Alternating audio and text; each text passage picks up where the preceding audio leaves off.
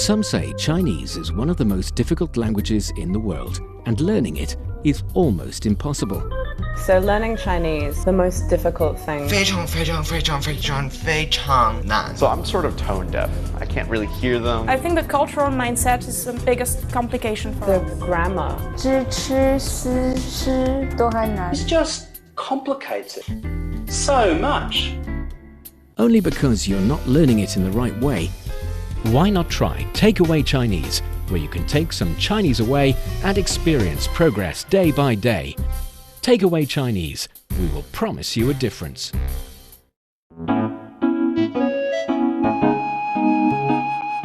你好，欢迎收听随行汉语 Welcome to Takeaway Chinese. I'm Niu Hongling, and joining me today, Georgia Massad. Hello, Georgia. Hello everyone. I hope everyone is having a great day. It's always so nice to be here. It's always a pleasure having you on Takeaway Chinese, partly because you're just so sweet and gentle and learn things quite so fast. And another reason is that I enjoy your personality because you have a lot of hobbies. You go to different places, you enjoy traveling. All the good qualities that I like, I appreciate. You're so kind. So I was wondering, you've been visiting a lot of different places previously, right? Oh yeah, I try to travel as much as I can as a student, of course. So I'm actually curious, what's the payment habit in different places? Because I've been living in China for some 30 years and I have been to different places as well. But I realized that here in China, especially for the past several years, we pay with our mobile phone quite so much.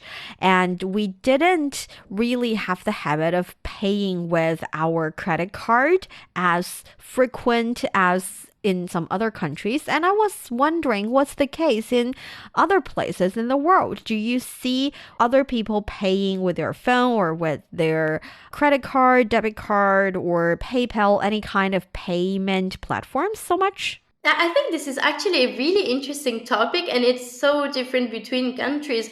Just to mention, between France and Italy, that are the countries that I both live in. For example, France is much more cashless, so everyone pays by credit card or with the credit card inside the phone. Well, in Italy, cash is still very much present. And in other countries I visited, for example, in Tunisia, credit card was never used and everywhere I had to have cash. And since I'm really not used to it, I went every time out with my phone because I usually only use my phone to pay. And I couldn't buy things. I had to withdraw some cash.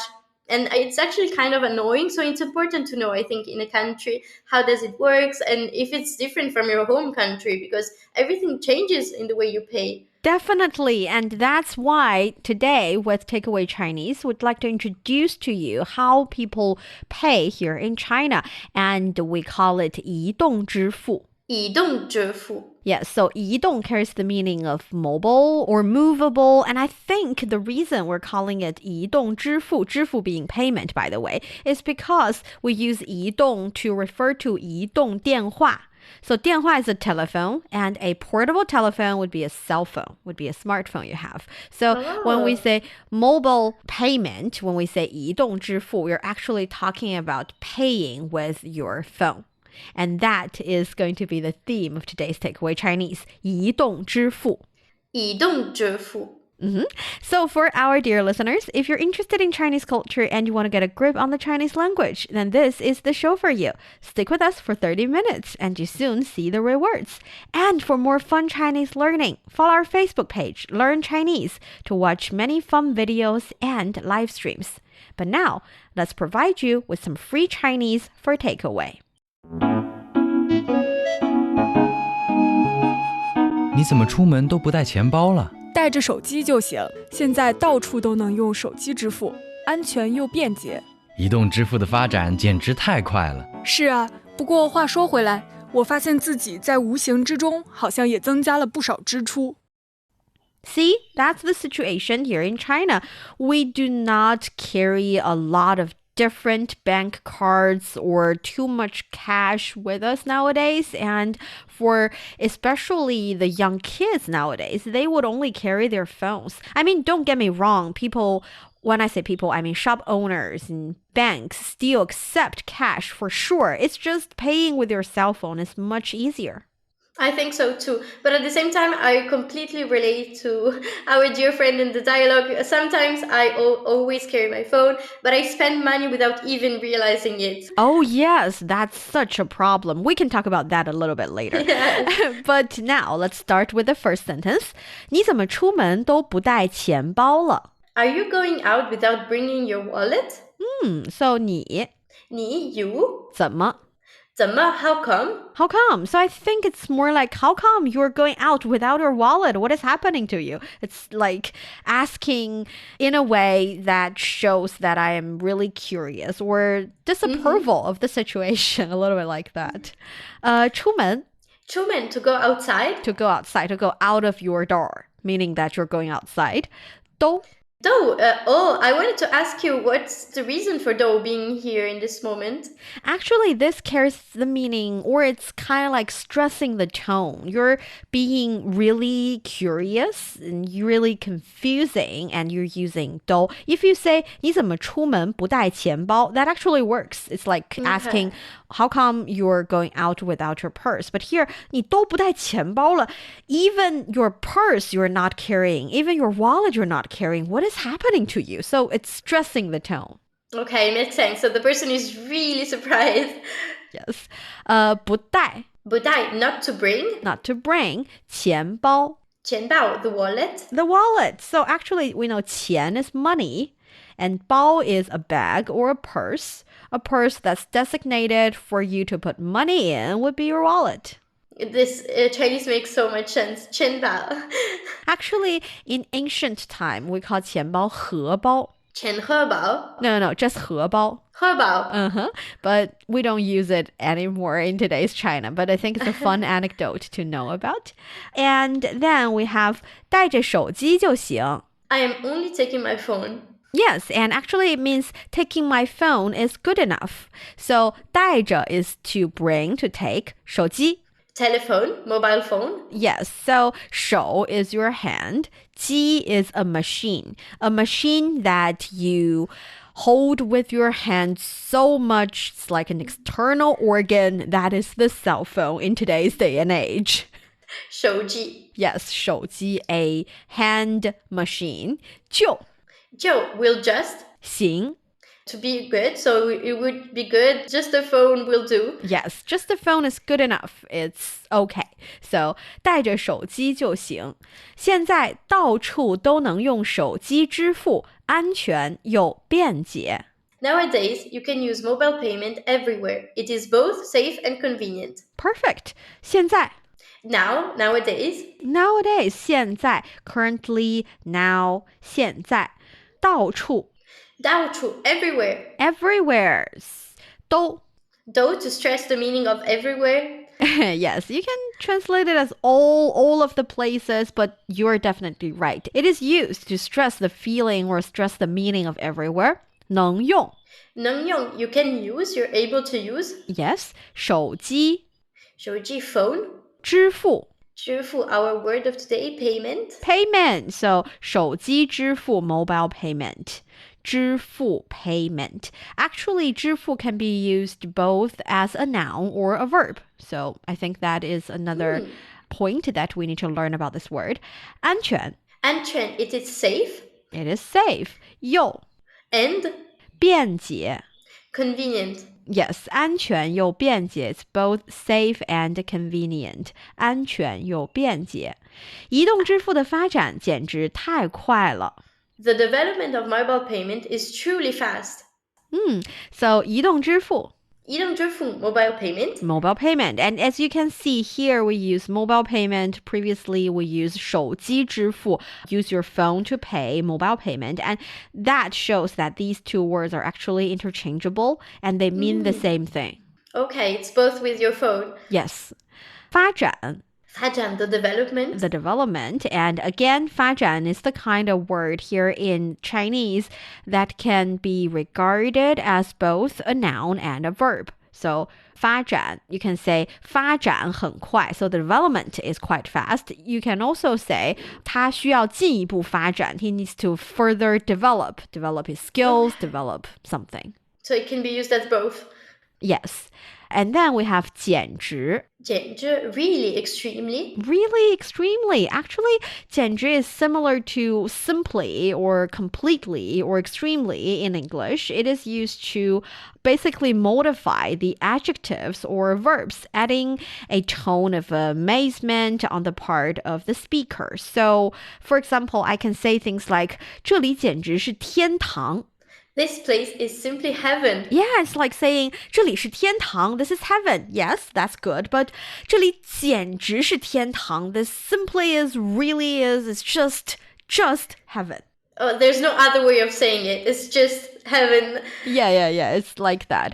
Or you can use it in the negative kind of way. 他唱歌简直难听死了.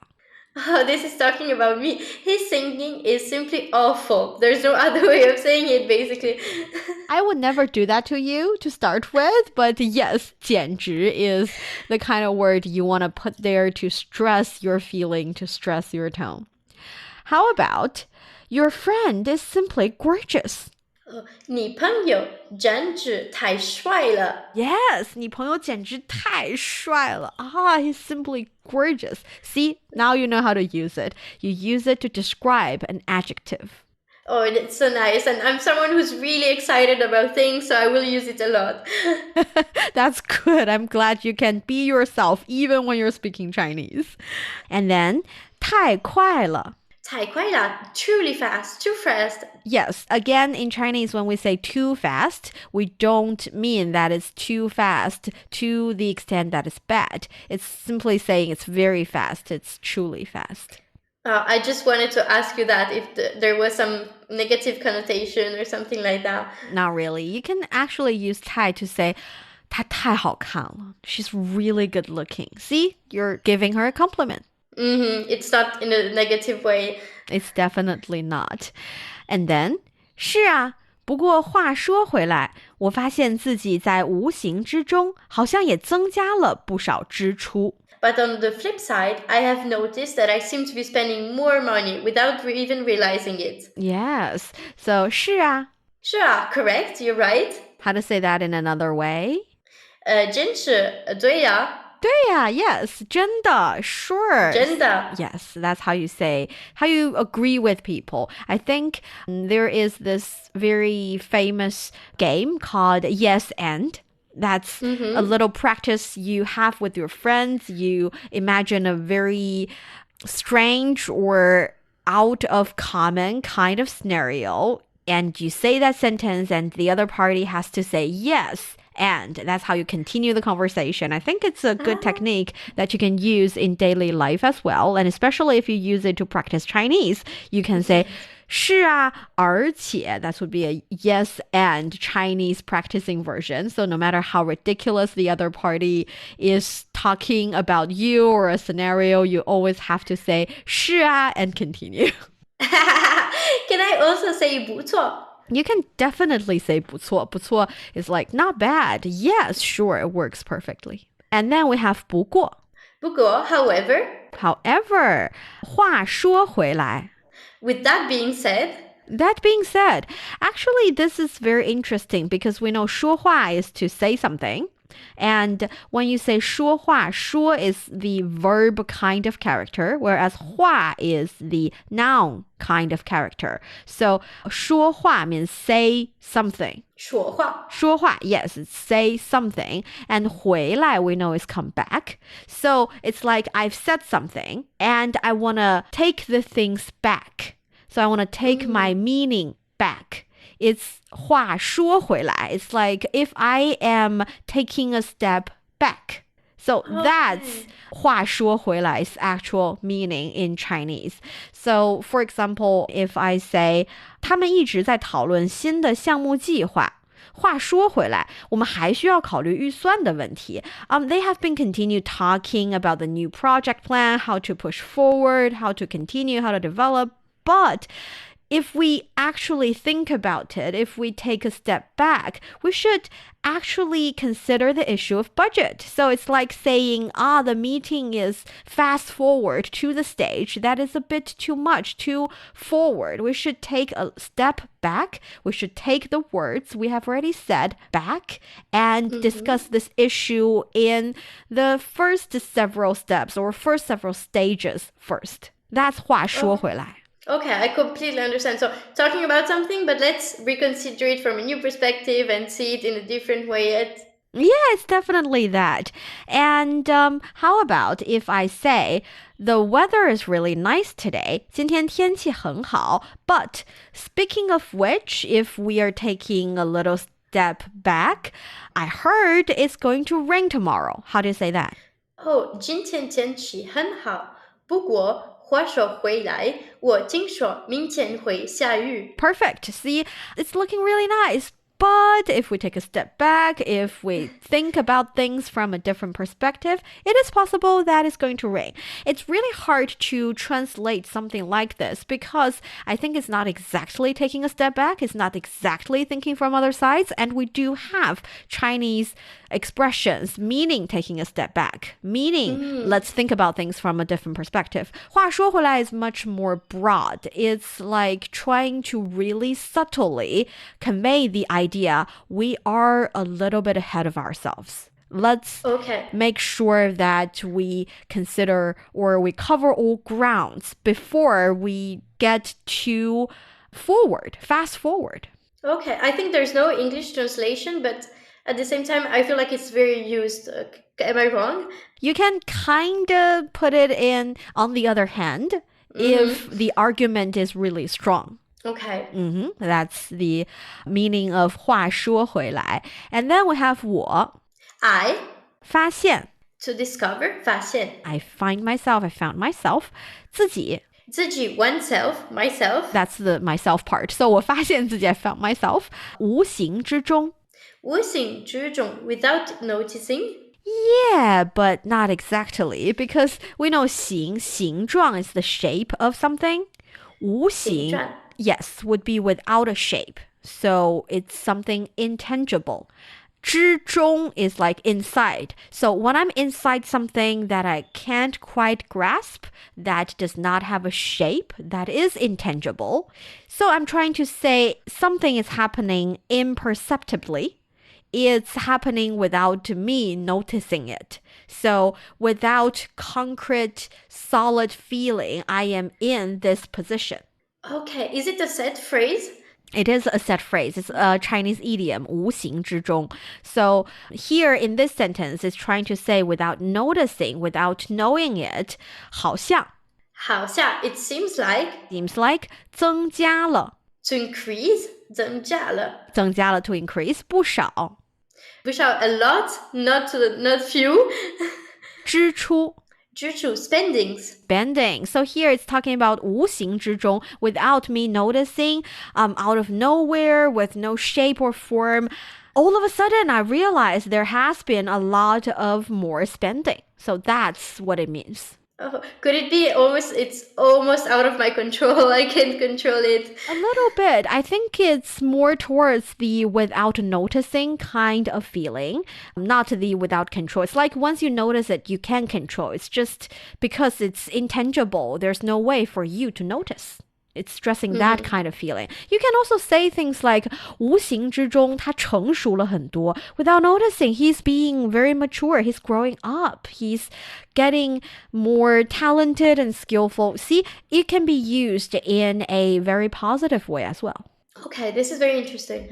And here, 支出 is related to our key word because 支 carries the meaning of spend and 出 is out, so the things that you spend, 支出. And we also know 支付 is payment, so you take your money out, 支, and 付 is to pay the other party, so 支付 would be payment. 支付, 支出. Yes.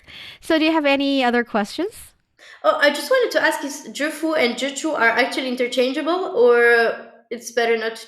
I don't think they're interchangeable. 支付 is relatively more official and is used to talk about payment. It's like you can use it in a financial setting. Whereas 支出 is your spending. So 支出 is more talking about yourself, whereas 支付 is the payment action.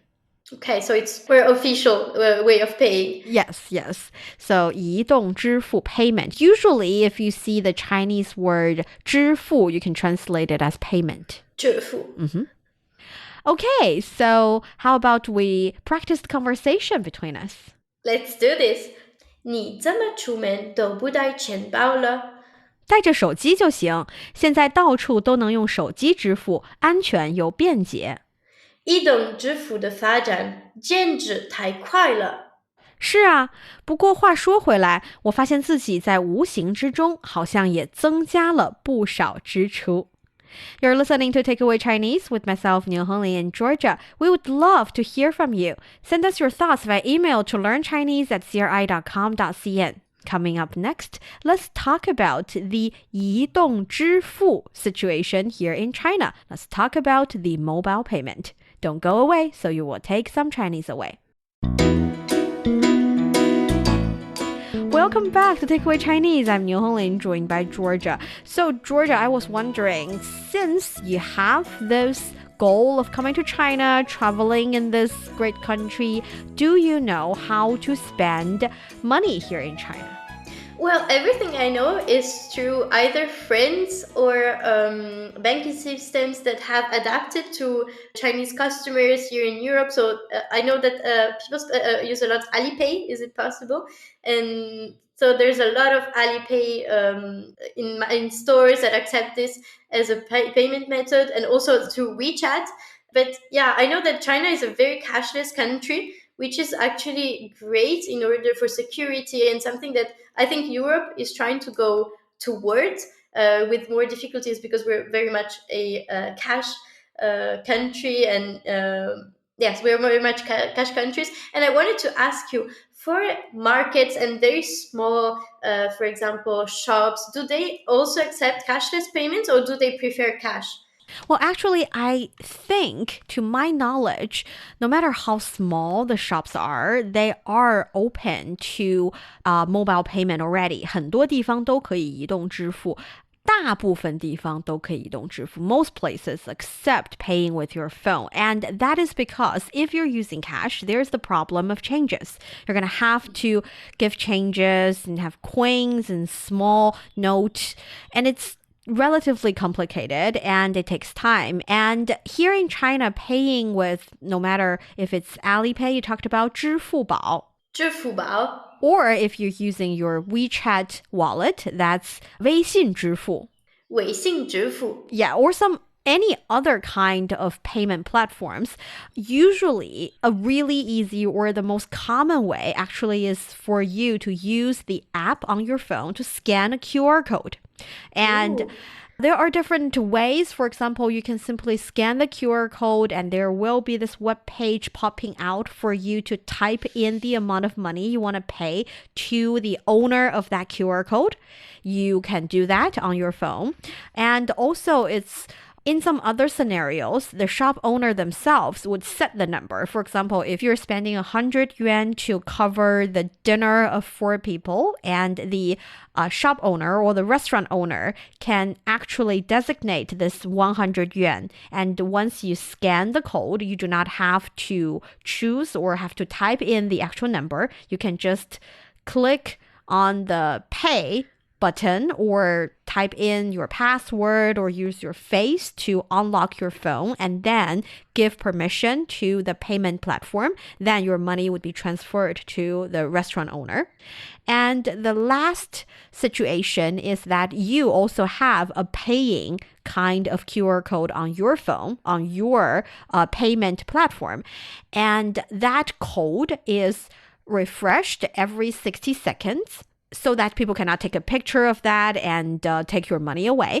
But when you have that code open, there would be certain kind of scanning machine in the counter or around the counter area in certain places. And you would have your QR code scanned for the money to be deducted from your online payment platforms or wallet. That's usually the 3 different ways. This is so practical for me. For example, I always use my phone, but my phone is connected to my credit card. So it's as if I was paying with my credit card. We don't really use QR codes, and they're so practical. Could a foreigner that uses a credit card actually pay with scanning codes? Does it work as well for foreigners who don't have, for example, Alipay or some other payment methods?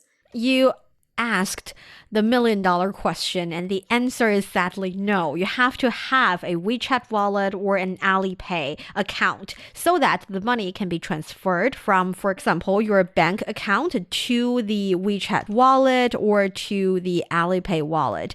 But the thing is, as a foreigner, you definitely can have an account. It's just the procedure is a little bit complicated because the account is also linked to our ID card here in China. So for foreigners, it's a little bit different, but it can definitely be opened. Many of my colleagues here in China actually have a WeChat Pay for them to use. Okay, I feel like there's a little bit of mistrust on the European, but especially Italian side on the internet payment, which I think it's actually very safe and very well controlled, since if you want to go to China and open an account, you have to register your information, your passport information. So everything is very well controlled. But there's this mistrust on cashless payments, which is almost crazy, because cash, it's actually more dangerous to bring around with you because it can be stolen anytime.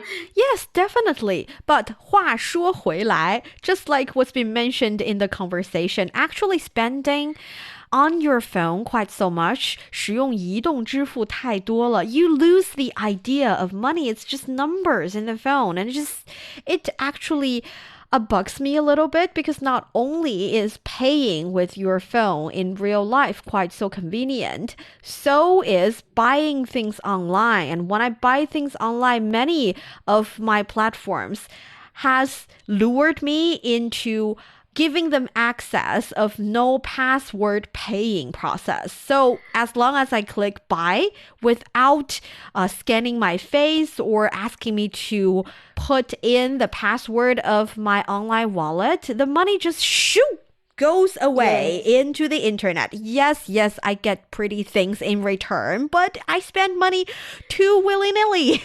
I completely agree, and reading the conversation, I could relate so much. Sometimes it's really easy to pay with your phone, and you almost lose the idea that it's actual money. Yes, so in Chinese we say 有得有失. 有得有失. De means gain. 失 means loss. So once you gain on one aspect, there must be some losses that you cannot ignore or you cannot resist. That's so true. It's important to be careful and realize that it's still money, even though it doesn't look like so. Yes. Definitely. So if you use your phone to pay, maybe you should also use the apps on your phone to keep a record of the money you spend. Try to review the income and outcome of your money, of your account at the end of the month, and really have a good habit in managing your financial situation. And maybe that is our way of trying to limit the cons of 移动支付 and enlarge the pros of 移动支付. Absolutely. It's important to be very aware and careful. And as you said, it's important to have a monthly review to know where our money goes and if it's really some spendings that we actually need or not, so we can adjust our spendings the next month. Yes. And that brings us to the end of today's Takeaway Chinese. I'm Niu Honglin with Georgia Massett. For more episodes of the show, you can visit our website at radio.cgtn.com and go to the column podcast. You can also listen to the show and read the script there. Find us wherever you listen to your favorite podcast. Just search for Takeaway Chinese. Don't forget to leave your questions, comments, and ratings. 感谢收听，我们下次再见。 Goodbye, everyone. 再见。